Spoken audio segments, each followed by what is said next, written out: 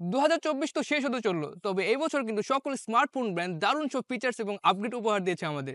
তবে 2025 সালেও কিন্তু বেশ বড় ধরনের 5টি আপগ্রেড থাকবে। তো চলুন জেনে নেওয়া যাক কি কি সেই আপগ্রেডগুলো থাকছে।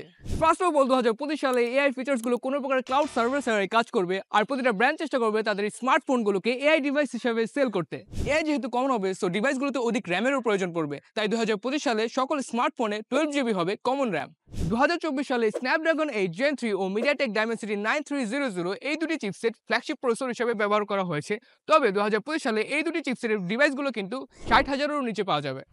2025 সালে সকল স্মার্টফোন ব্র্যান্ডগুলো থাকবে নিউ ব্যাটারি টেকনোলজি, সো এবার 5000 নয়, থাকবে 5500 থেকে 6000 mAh পর্যন্ত ব্যাটারি ব্যাকআপ। ও হ্যাঁ, সবশেষে IP68 ও IP69 সব স্মার্টফোনে অ্যাভেলেবেল হবে। সো 2025 সালে রিলিজ হওয়া সকল স্মার্টফোনই হবে আরও সেফ অ্যান্ড সিকিউর। সো নতুন নতুন ফোনের সব আপডেট পেতে ফলো দিন আমাদের ফেসবুক পেজে অথবা চোখ রাখুন আমাদের ইউটিউব চ্যানেলে।